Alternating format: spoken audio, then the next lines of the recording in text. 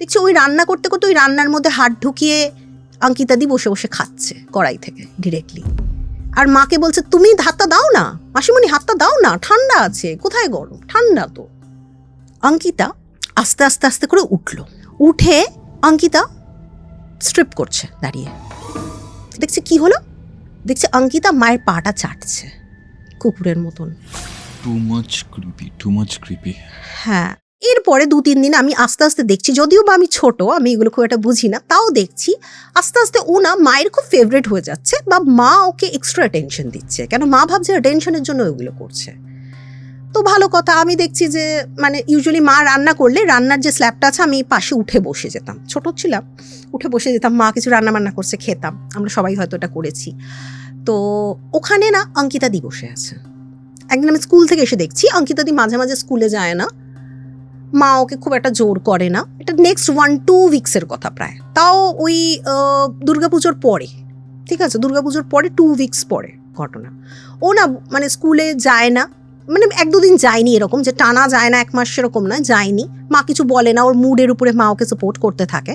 And ও যায়, আমি দেখছি মা আর ও দুজনে বসেছে, মা রান্না করছে, আমি যে পজিশনে বসি ও ওখানে বসে পড়েছে, ফাইন। আমার কিন্তু তখন অতটা মানে এটা মনে হয়নি, জেলেসি হয়নি, বাট আমার একটু খারাপ লেগেছিল যে আমি ওখানে বসি, মা ওকে খাইয়ে দিচ্ছে এরকম। তো আমি দেখছি যে মা রান্না করছে চিকেন বা কিছু একটা ননভেজ কিছু রান্না করছে মা। আমাদের বাড়িতে ননভেজ খুব কম হতো, বিকজ গোবিন্দ ভক্তিয়ান এইসবের জন্য, কিন্তু হতো, একদম যে অফ ছিল সেটা কিন্তু না, হতো, ঠিক আছে। তো খুব উইয়ার্ড লাগেনি, দেখছি ওই রান্না করতে করতে ওই রান্নার মধ্যে হাত ঢুকিয়ে অঙ্কিতাদি বসে বসে খাচ্ছে কড়াই থেকে ডিরেক্টলি। আর মাকে বলছে তুমি হাতটা দাও না মাসিমণি, হাতটা দাও না, ঠান্ডা আছে, কোথায় গরম, ঠান্ডা তো। মা দেখছি অতটা মার ম্যাটার করছে না, মা বলছে এই হাতটা সরা, আমাকে রান্না করতে দে, খুব ক্যাজুয়ালি বলছে, মানে পুড়ে যাবে তো হাত ফাত। পুড়ছে, আমি তো সেটা দেখতে পাচ্ছি না, আমি দেখছি ঝোল মশলা হাতে ভর্তি, পুড়ছে তো বটেই, নোক ফোক উঠে গেছিলো পরের দিকে দেখেছি, মানে খাওয়া খাওয়া টাইপের নোকটা হয়ে গেছিলো, কেমন যেন আগুনে পুড়লে দেখবে গরম তেলের মধ্যে কোনো নোক বা কিছু, আমাদের যদি নেল এক্সটেনশনও পরে দেখবে যেমন গলে যায় জিনিসটা প্লাস্টিকের মতন, ওরকম নোকের মধ্যে দাগ হয়ে যায়। তো যাই হোয়াট এভার ইট ইজ, তো ও ওরকম করছে। আর আমি না মাকে হচ্ছে মা আমি 2-3 বার ডাকছি, আমার ভয় লাগছে যে ওই মানে এমনভাবে কড়াই পজিশনটা যাতে কুড়ে ওদের গায়ে যেন পড়ে যাচ্ছে এরকম অবস্থা। তো আমি ডাকছি 2-3 বার, ডাকার পরে না মা বললো এই অঙ্কিতা কি করছিস হাতে লাগেনি, যা হাত ধো। মা কিন্তু বেশি অ্যাগ্রেসিভ ওর সাথে হতো না।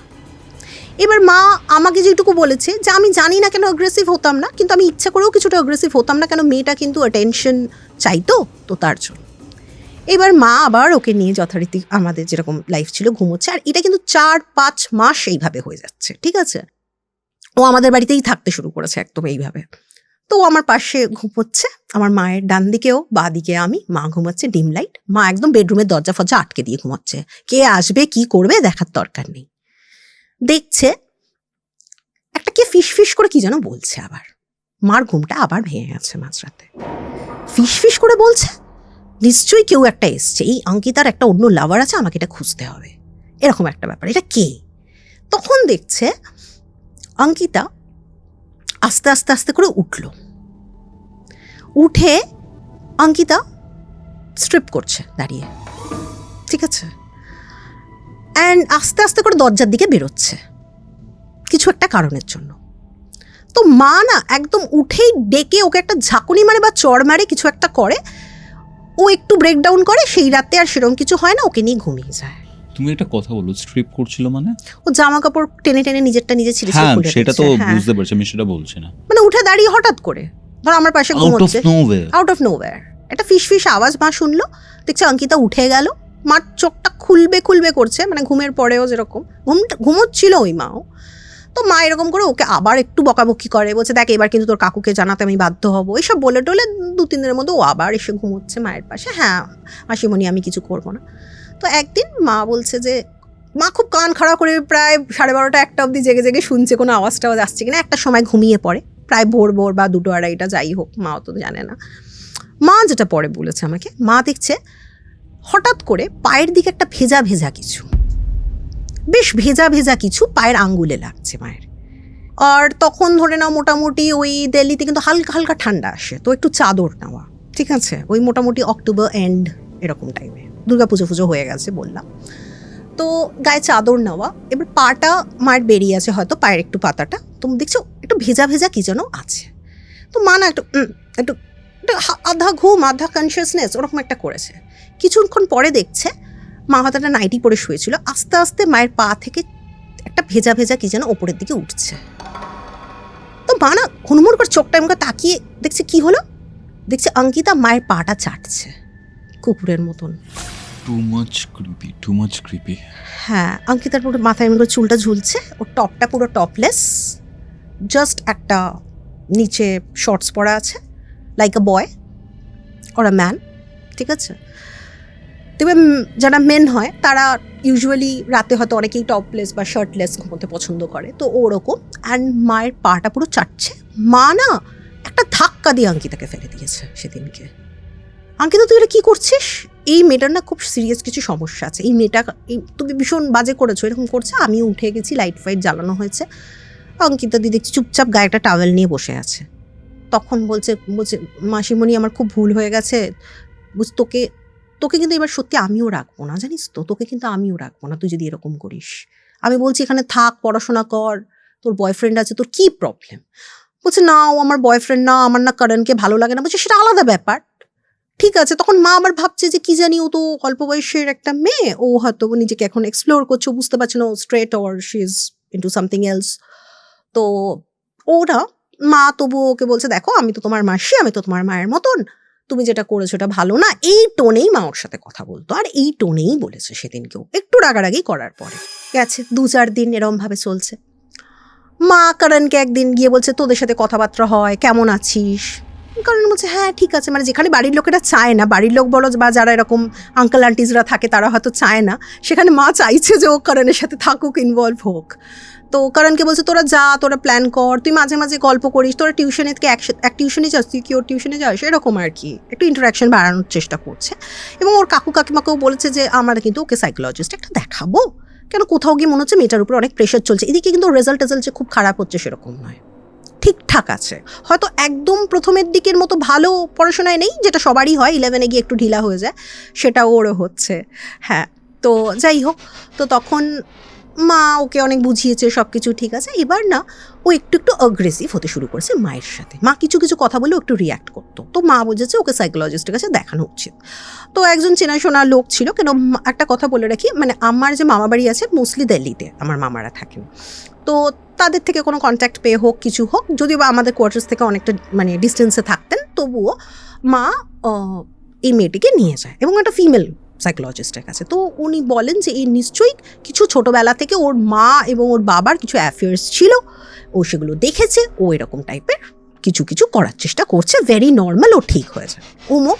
তো ওষুধপত্রও দেয় এবং ও ভালো করে ঘুমোয়, এবং ওর কাকা কাকিমা কিন্তু জানতো ওই ব্যাপারটা নিয়ে। যাই হোক, প্রায় আরও 15 দিন পরের কথা, নভেম্বর মাস, তখন বাবার ঠিক হলো বাবা আসবে। তো বাবা যখন আসবে তখন মা বলল যে এই মেয়ে যেরকম, আমি শাইনির সাথে ওকে ছাড়তে পারবো না, কারণ কি তার মাঝখানে আমার সাথে ওর কয়েকবার খুব ঝগড়া হয়ে গেছে, ও আমার ছোটো ছোটো ব্যাপার নিয়ে, কেন আমার ঠিক মনে নেই, ছোটো ছোটো ব্যাপার নিয়ে আমি যদি মানে দিদি কী করছো বলে একটু হয়তো চুলটা টানতাম, আমার তখন ছোটো চুল ছিল, ওর বড় কার্লি হেয়ার ছিল, আমার একটু ইউজুয়াল এরকম আর কি টানতাম, ও আগে কোনো রিয়্যাক্ট করতো না, তখন আমার এই যা তো এখান থেকে, তোকে একদম সহ্য হয় না আমার, এরকম টাইপের একটা রিয়্যাক্ট। তা আমি হয়তো কাঁদতাম বা চেঁচাতাম, তখন একটু বড় হচ্ছি, 10 বছর এরকম বয়স, 10 বছর হবে, তখন আমি একটু রিয়্যাক্ট করতাম হয়তো, এবার ঝগড়া হয়ে যেত। তখন মা বলতো শোনো তুমি অঙ্কিতাদির সাথে কোনো কথা বলবে না। মা বুঝতে পারতো যে ওর একটু প্রবলেম চলছে, ঠিক আছে, আমাকে খুব একটা বকতো না, মা আমাকেও খুব একটা সারা জীবনে বকেনি সেরকম কারণ দেখলে তো অবশ্যই বকতো, বাট অতটা বকতো না। তো যাই হোক, coming back to the story, যেটা ওর হলো, ও আবার মানে নর্মাল থাকতে থাকতে ও তখন মানে বাবা চলে আসেন, এবং বাবার থাকে যে নিউ ইয়ারের পর বাবা আবার বেরোবে একটা জায়গায়, এবং 2 বছর বাবার ওই রকমই মানে পোস্টেডগুলো ছিল, মানে অল দিস কাশ্মীর অ্যান্ড এইসব এরিয়াতে বাবা থাকতেন, কিছু কাজের জন্য বাবাকে যেতে হতো। তো এবার ওই সব জায়গায় না মানে আমরা গিয়ে খুব একটা থাকতে পারবো না, কলকাতা থেকে গিয়ে বা দিল্লিতে যারা হয়েছে, হ্যাঁ, তো আমার রিমোট এরিয়া, তো বাবা ওখানে এবার বাবা এসছেন, তো আমি আর বাবা ঘুমোচ্ছি একটা রুমে, যেখানে আমরা পড়াশোনা করতাম, ওখানেও বেড ছিল, আর মার বেডরুমে মা আর অঙ্কিতা ঘুমাচ্ছে। তুমি বাবাকে বলে যে অঙ্কিতার কিছু প্রবলেম হয়, বাবাও সাপোর্টিভ, ঠিক আছে তুমি অঙ্কিতাকে নিয়ে তাহলে তুমি শো, বুঝতে পারছি ওর কিছু প্রবলেম হতে পারে। মার চোখ কান খোলা, দেখছে ও রাতে অতটা উঠছে না, কিছু করছে না। এবার মা ঘুমোচ্ছে, এবার দুজন হয়ে গেল বেডে, আর একটু স্পেস বেশি, বা মা ঘুমোচ্ছে। মা দেখছে মা ঘুমোচ্ছে, একদিন মায়ের পিঠে কে কিস করছে। বিশাল ডিস্টার্বিং। হ্যাঁ, মার পিঠে কে বিশাল কিস disturbing। করছে। বাবা বাড়ি ছিলেন, বাবার বিহেভিয়ার কখনোই এরকম নয়, বাবার মায়ের প্রচণ্ড আন্ডারস্ট্যান্ডিং, এবং বাবা খুব ম্যাচিওর এবং রিজার্ভ একজন পার্সন। তো মানে অনেকে এটা ভাবতে পারে, তাই জন্য এটা ক্লিয়ার করে দিলাম। তো মা না একটু মানে উইয়ার্ড ফিল করছে, মা বলছে কি স্বপ্ন দেখছি না কি করছি। মা তখন ফট করে উঠে ডাকে, মা বলছে ফর আ স্প্লিট সেকেন্ড আমি দেখলাম অঙ্কিতা আছে, করছে, ঠিক আছে, ওর জামা কাপড় আলু থালু, ঘরের কোণে মনে হচ্ছে টাক মাথা একটা বুড়ো লোক দাঁড়িয়ে আছে, ফর স্প্লিট সেকেন্ড। কিন্তু মাকে যে ওরকম করেছে, মার রাগ বলো, ঘুম থেকে ওঠার একটা ফ্রাস্ট্রেশন বলো, পুরো অঙ্কিতার উপর গিয়ে পড়েছে সেই সময়টা। একটা মেরে দিয়েছে মা সেদিনকে অঙ্কিতাকে, একটা থাপ্পড় মেরে দিয়েছে বেশ জোরে। আর মারার পর না শি ইজ ব্ল্যাঙ্ক, হ্যাঁ এরকম, মাসিমণি মারছে কেন এরকম। বলছে তোর জামা কাপড় ঠিক কর, তুই কি করছিলি এগুলো রাতের বেলা উঠে আমার সাথে, বলে মা না কোনো মতে উঠে গিয়ে লাইটটা জ্বালিয়ে দেয়। আর মার যখন নার্ভাসনেস হয়, এমনিতেও কোথাও যেতে যেতে মা একটু ওই গুরু নাম এসব করেন, তো করে গিয়ে মা একটা চড় ওকে মারে, আর বেশ চিৎকার করে, ডিস্টার্ব হয়। এবং তার আরেকটা কারণ হচ্ছে, ও দেখছে মানে মা দেখছে অঙ্কিতার হাতের একটা নখ পুরো উপড়ানো। উপড়ানো? হ্যাঁ, মানে সেকেন্ড আঙ্গুলের বা হাতের নখটা যতদূর আমার মনে আছে পুরো উপড়ানো, একটু একটু ব্লিডিং হচ্ছে ওখান দিয়ে। সামহাও কিছু একটা করেছে, অ্যাটেনশন ফ্যাটেনশন নেওয়ার জন্য হোক, কারুর দ্বারা কিছু একটা হয়েছে, আর মাকে ওরকম করেছে। তখন মা না সেদিনকার মা একটু অ্যাকচুয়ালি সহ্য করতে পারে না, সবারই একটা সহ্যের ইয়ে থাকে, চেঁচামেচি হয়, বাবা উঠে আসে, আঙ্কেল আন্টিকে ডাকা হয়, এবং এইসব কথা শুনে, এবং চন্দন আন্টিকে মোটামুটি মা সব কথাই বলে, যেহেতু ফ্র্যাঙ্ক ছিলেন, যে দেখ আমি কিন্তু সাইকোলজিস্ট দেখিয়েছি, এই দেখ ওষুধ, তোরা তো সবই জানিস, কিন্তু দেখ মাইক এই যে সাইকোলজিস্টের কাছে নিয়ে যাওয়া সব কিন্তু মা, ঠিক আছে। তো বলছে এইরকম করছে কেন আমি বুঝতে পারছি না, হতেই পারে যে ও এক্সপ্লোর করছে ওর সেক্সুয়ালিটি, বাট তার মানে এটা না যে ও মাসিমণির সাথে এরকম বিহেভ করবে, যে মেয়ে এরকম করতো না।